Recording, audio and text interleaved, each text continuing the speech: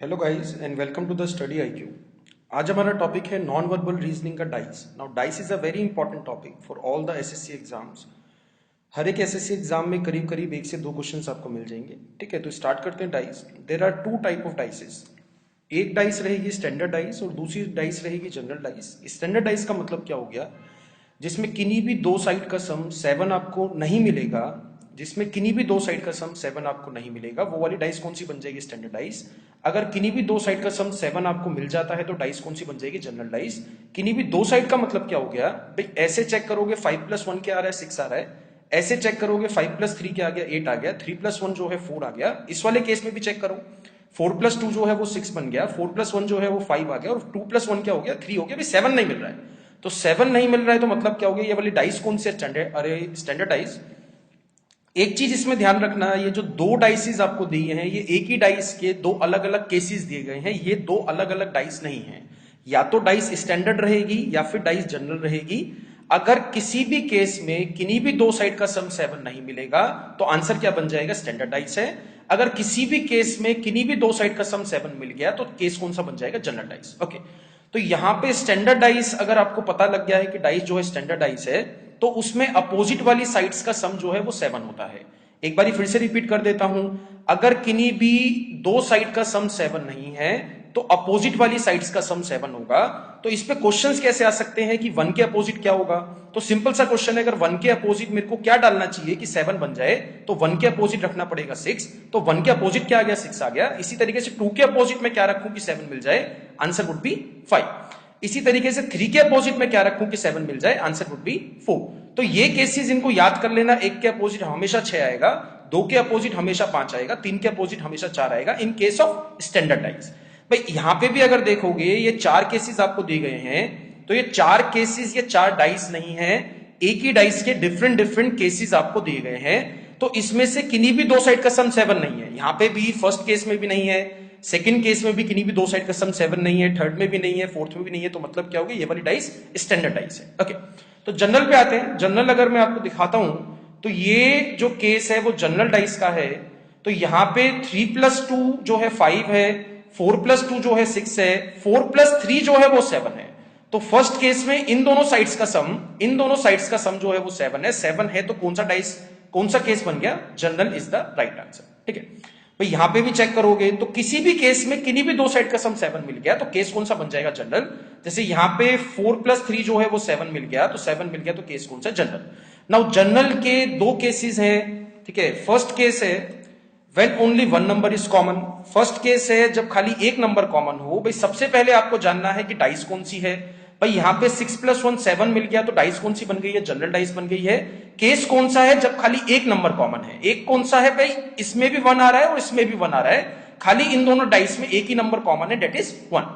तो अगर मेरे को अपोजिट निकालना है कि 1 के अपोजिट क्या आएगा, 3 के अपोजिट क्या आएगा, 2 के अपोजिट क्या आएगा, तो मैं कैसे निकालूंगा, आपको क्लॉकवाइज नंबर्स लिखने हैं। ठीक है, क्लॉकवाइज का नंबर क्या हो गया, क्लॉकवाइज का मतलब क्या हो गया, जो भी नंबर यहां पे कॉमन था, जो भी नंबर यहां पे कॉमन था उसको सबसे पहले लिखना है।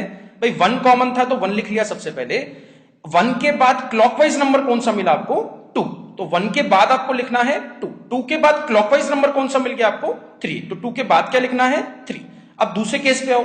भाई दूसरे केस में जो भी नंबर कॉमन था वो ऊपर नीचे लिखने हैं, यानी कि 1 कॉमन था तो 1 के नीचे डाल दिया 1। अब 1 के बाद क्लॉकवाइज नंबर कौन सा मिल जाएगा आपको, दूसरे वाले केस में 6, तो 2 के बाद क्या आ जाएगा, 6। फिर 6 के क्लॉकवाइज कौन सा मिल गया आपको, 5, तो 3 के नीचे क्या आ जाएगा, 5। तो ये जो पेयर है ये अपोजिट पेयर्स हैं। 3 के अपोजिट 5 आ गया, 2 के अपोजिट 6 आ गया। 1 मिल चुका है, 2 मिल चुका है, 3 मिल चुका है, 6 मिल चुका है, 5 मिल चुका है, 4 नहीं मिला है। तो 1 के अपोजिट कौन सा नंबर आ जाएगा, 4 is the right answer. I hope ये समझ में आया होगा आपको। This is first case when only one number is common, खाली एक नंबर कॉमन है, 1। ठीक है, सेकंड केस आते हैं। सेकंड केस है डाइस का, सॉरी जनरल डाइस का। जनरल डाइस का जो दूसरा केस है वो क्या है, when only 2 numbers are common, जब खाली 2 नंबर कॉमन हो। भाई सबसे पहले आपको क्या जानना है कि केस कौन सा है, जनरल डाइस का केस है या फिर स्टैंडर्ड डाइस का केस है, डाइस कौन सी है। तो यहां पे अगर आप देखते हो 5+2, तो 5+2 क्या हो गया, 7, 7 मिल गया तो कौन सी डाइस बन गई, जनरल डाइस। अब इसमें अगर आप देखते हो 5 और 3, ठीक है, 5 और 1 जो है इन दोनों में आ रहा है, और 5 और 1 जो है वो इस वाली डाइस में भी आ रहा है, तो इनमें 2 नंबर कॉमन है। तो जो अनकॉमन नंबर है वो अपोजिट्स हैं, यानी कि इसमें 4 आ रहा है, इसमें 2 आ रहा है, जो अनकॉमन है। तो 2 के अपोजिट क्या मिल जाएगा? 4 इज द राइट आंसर। मैं खाली इन्हीं 2 का अपोजिट निकाल सकता हूं। 2 के अपोजिट क्या आएगा, 4 के अपोजिट क्या आएगा। ठीक है, now try with some other questions. कुछ प्रैक्टिस करते हैं भी क्वेश्चंस की। जैसे ये क्वेश्चन है, find the number opposite to 4। 4 के अपोजिट वाले नंबर आपको निकालना है। सबसे पहले आपको निकालना है कि डाइस कौन सी है, स्टैंडर्ड है या फिर जनरल है। भाई यहां पे 5 और 2 जो है वो 7 मिल गया। 5 एंड 2 प्लस क्या हो गया, 7। एग्जैक्ट 7 मिलना चाहिए भी, 7 से ज्यादा से मतलब नहीं है, 7 से कम से मतलब नहीं है। 5 प्लस 2 जो है वो 7 आ गया, तो 7 आ गया तो जनरल डाइस है। जनरल डाइस का कौन सा केस है, when only 1 number is common. तो यहां पे 5 आता है और यहां पे भी 5 आता है, तो 5 से क्लॉकवाइज घुमा दो। 4 के अपोजिट निकालना है, तो फर्स्ट केस में 5 से क्लॉकवाइज कौन सा आ जाएगा, 6। तो यहां पे लिख दोगे 6। 6 के बाद क्लॉकवाइज कौन सा मिल गया आपको, 2। तो 6 के बाद क्या लिख दोगे, 2। इसी तरीके से 5 के नीचे आ जाएगा 5, जो भी कॉमन नंबर्स हैं। 5 के बाद सेकंड केस में क्लॉकवाइज घुमाओगे क्या मिल जाएगा, 1। तो 5 के बाद क्या आ जाएगा, 1।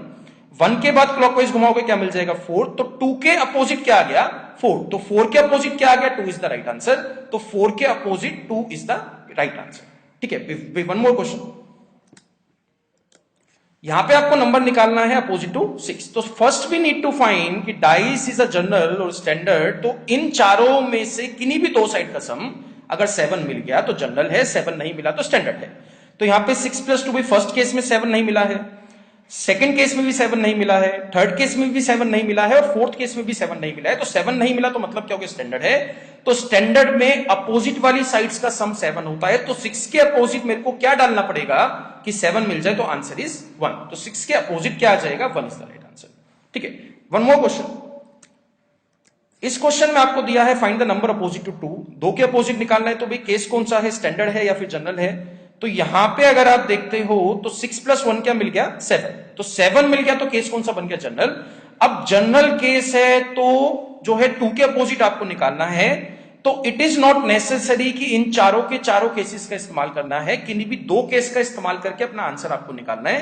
तो फर्स्ट और सेकंड का अगर मैं यूज करता हूं, भाई फर्स्ट और सेकंड का अगर मैं यूज करता हूं, फर्स्ट और सेकंड का यूज करोगे तो कौन सा केस लग सकता है, जनरल डाइस का, जब खाली एक नंबर कॉमन है। डेट इज 2 यहां भी आ रहा है, 2 यहां भी आ रहा है। तो 1 जो है कॉमन नंबर है। तो 2 के बाद क्लॉकवाइज कौन सा मिल गया, 6। 6 के बाद क्लॉकवाइज कौन सा मिल जाएगा, 3। इसी तरीके से इसमें परफॉर्म करना है, 2 के नीचे 2 डाल दोगे और 2 के बाद क्लॉकवाइज कौन सा मिल गया, 5। और 5 के बाद क्लॉकवाइज कौन सा मिल जाएगा आपको, 4। तो 2 के अपोजिट कौन सा मिल गया, 2 के अपोजिट 6 नहीं आ सकता है, बिकॉज 6 और 5 अपोजिट है, 3 और 4 अपोजिट है। तो कौन सा नंबर बचा, that is 1 is the opposite to 2। 2 के अपोजिट कौन सा नंबर मिल गया, 1 इज द राइट आंसर। ठीक है, वन मोर क्वेश्चन।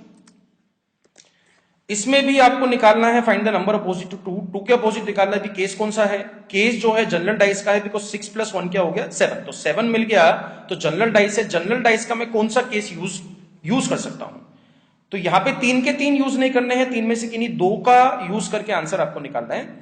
तो अगर मैं जैसे फर्स्ट और थर्ड का यूज करता हूं, अगर मैं फर्स्ट और थर्ड केस का यूज करता हूं, दोनों में जनरल डाइस का कौन सा केस लग सकता है, जब 2 नंबर कॉमन है। यहां भी 4 आ गया और यहां भी 1 आ गया, यहां भी 4 आ गया और यहां भी 1 आ गया। तो 2 के अपोजिट कौन सा नंबर मिल जाएगा आपको, 2 इज द राइट आंसर। जो नंबर कॉमन नहीं है वो आमने सामने वाले हैं, अपोजिट वाले हैं। ठीक है, वन मोर क्वेश्चन। अब इसमें आपको निकालना है find the number opposite to 1। 1 के अपोजिट आपको निकालना है। तो 1 के अपोजिट में कैसे निकाल सकता हूं, केस कौन सा है, जनरल है, स्टैंडर्ड है। यहां पे फर्स्ट केस में किन्हीं भी 2 साइड का सम 7 नहीं है और सेकंड केस में भी किन्हीं भी 2 साइड का सम 7 नहीं है। तो स्टैंडर्डाइज है। स्टैंडर्डाइज का मतलब क्या हो गया, 1 के अपोजिट मेरे को क्या रखना पड़ेगा कि सम 7 मिल जाए, तो आंसर आ जाएगा 6। तो 1 के opposite answer would be 6। One more question. Find the number opposite to 4। 4 के अपोजिट निकालना है, भी केस कौन सा है। यहां पे अगर आप देखते हो 6 प्लस 1, तो 6 प्लस 1 क्या हो गया, अभी 7 मिल गया। तो केस कौन सा मिल गया, जनरल। जनरल का मैं कौन सा केस यूज कर सकता हूं 4 के अपोजिट निकालने के लिए। तो यहां पे अगर आप इन दोनों केसेस को देखते हो, इन दोनों केसेस को देखते हो, तो इनमें एक नंबर कॉमन है, डेट इज 6। 6 यहां पे भी आ रहा है और 6 यहां पे भी आ रहा है। तो 6 से क्लॉकवाइज घुमा दो। भाई 6 के बाद क्लॉकवाइज घुमाओगे, यहां से जब नेक्स्ट क्लॉकवाइज नंबर देखोगे तो क्या मिल गया, 2। तो 6 के बाद क्या मिल जाएगा, 2। 2 के बाद क्लॉकवाइज कौन सा मिल गया आपको, 4। तो 2 के बाद क्या आ जाएगा, 4। तो यहां पे जो कॉमन नंबर्स है वो 6 है। तो 6 के नीचे आपको 6 लिखना है। 6 के बाद क्लॉकवाइज कौन सा मिल गया 5, तो 2 के नीचे क्या आ जाएगा 5, यानी कि 2 के अपोजिट क्या हो गया 5। 5 के बाद क्लॉकवाइज कौन सा है 1, तो 4 के अपोजिट कौन सा आ गया 1, तो आंसर वुड बी 1। 4 के अपोजिट निकालना था तो 4 के opposite 1 is the right answer. ठीक है, now these are the different kind of questions. ऐसे क्वेश्चन भी आपको मिल जाते हैं। इसमें डाइस आपको खोल के दी गई है, find the number opposite to 3, 3 के अपोजिट आपको निकालना है। तो इन केसेस में ऑल्टरनेट वाले जो नंबर्स हैं वो अपोजिट रहेंगे। जैसे 6 के ऑल्टरनेट नंबर कौन सा आ गया, एक छोड़ के एक, तो 6 के अपोजिट कौन सा हो गया 3। इसी तरीके से यहां पे कर लो, 4 के अपोजिट कौन सा बन जाएगा 5। तो 3 और 6 अपोजिट है एंड 4 एंड 5 अपोजिट है। तो जोन से 2 नंबर बचे हैं वो अपोजिट्स रहेंगे। 1 के अपोजिट क्या आ जाएगा 2 इज द राइट आंसर। तो यहां पे ऐसे अगर क्वेश्चंस आते हैं तो आपको ऑल्टरनेट वाले अपोजिट्स बनाने हैं। 6 के अपोजिट 3 आ गया, 4 के अपोजिट 5 आ गया, तो 1 के अपोजिट क्या आ जाएगा 2, बिकॉज ये 2 ही नंबर बचे हैं। ठीक है, इसी टाइप का वन मोर क्वेश्चन यहां पे निकालना है अपोजिट टू 5, तो 5 के अपोजिट बताना था, तो ऑल्टरनेट बनाओगे 1 के अपोजिट क्या आ जाएगा 4 और 2 के अपोजिट क्या आ जाएगा 6। बट मेरे को आंसर क्या देना था 5 के अपोजिट क्या है, तो 5 के अपोजिट भाई ये 5 नंबर बचा है और ये 3 नंबर बचा है, तो ये अपोजिट्स वाले हैं, यानी कि 5 के अपोजिट आंसर क्या मिल जाएगा 3 इज द राइट आंसर। ठीक है, वन मोर क्वेश्चन गाइस, या यहां पे आपको बताना है। ठीक है, ये क्वेश्चन आपको दिया गया है, तो आपको बताना है इस डाइस को फोल्ड करने के बाद कौन सी फिगर बन सकती है। इस डाइस को फोल्ड करने के बाद कौन सी फिगर बन सकती है। First, second, third, fourth, 4 option दिए हैं। तो इसमें अपोजिट आप निकाल सकते हो। एफ के अपोजिट क्या आ जाएगा बी, इसी तरीके से ई के अपोजिट क्या आ जाएगा सी, यानी कि एफ के अपोजिट आ गया बी और ई के अपोजिट आ जाएगा सी, और ए और डी बचे हैं और ए और डी अपोजिट बन जाएंगे। ए के अपोजिट क्या मिल जाएगा डी। नाउ एक चीज हमेशा ध्यान रखना डाइस वाले चैप्टर में, जो अपोजिट नंबर्स हैं वो कभी भी साथ में दिखाई नहीं दे सकते हैं, यानी कि जो अपोजिट नंबर्स हैं वो एक साथ कभी भी आपको दिखाई नहीं देंगे। तो यहां पे एफ और बी अगर किसी भी केस में किसी भी ऑप्शन में साथ में दिखाई दे रहा है तो वो वाला ऑप्शन नहीं चल सकता है, वो वाला ऑप्शन सही नहीं है। इसी तरीके से ई और सी अगर मेरे को दिखाई देंगे तो वो वाला ऑप्शन भी सही नहीं है, और ए और डी अगर मेरे को एक साथ दिखाई देंगे तो वो वाला ऑप्शन भी सही नहीं है। तो फर्स्ट जो है आपका फॉल्स है, बिकॉज एफ और बी मेरे को एक साथ दिखाई दे गए हैं जो अपोजिट वेरिएबल्स हैं।